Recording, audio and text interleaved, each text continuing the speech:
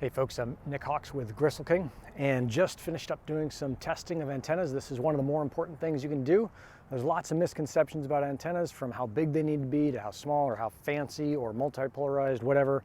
At the end of the day, what's going to work for you is what works for you. You got to test it. So there's two important pieces of kit that you can have. The first is a little VNA.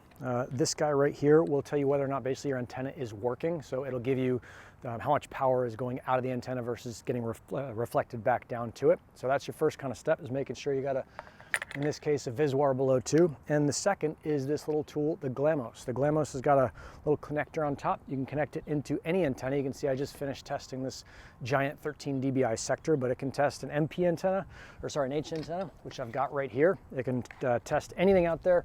I got a couple eBay specials. These were 35 bucks each. These were on the, what is it, highest earning hotspot in the world for a while.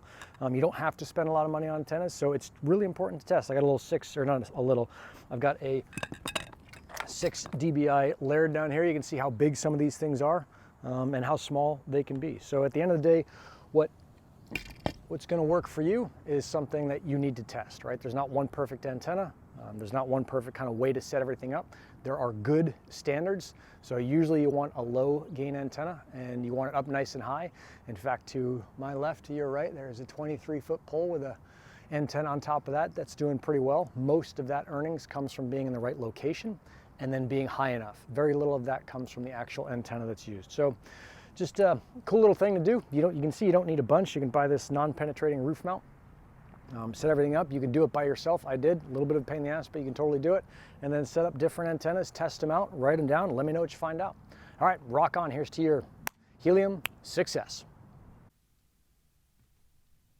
Hey folks, thanks for watching that. I'm always excited to share helium knowledge. If you're interested in learning more, I've built out a course for you that is based on hundreds of consults with clients, walking them through strategy, tactics, gear lifts, all the things that make up the helium ecosystem, which at times can be pretty complicated. If you want to check that out, cruise on over to the Gristle King website and look for this online course tab up here at the top right. Once you hit that sucker, you'll go over to the Helium Basic course, and it's basically a 1-hour course on how to understand helium. Yeah, cruise over there. Would love to see you there. Check it all out, and yeah, keep learning about helium. Rock on. Ciao, ciao.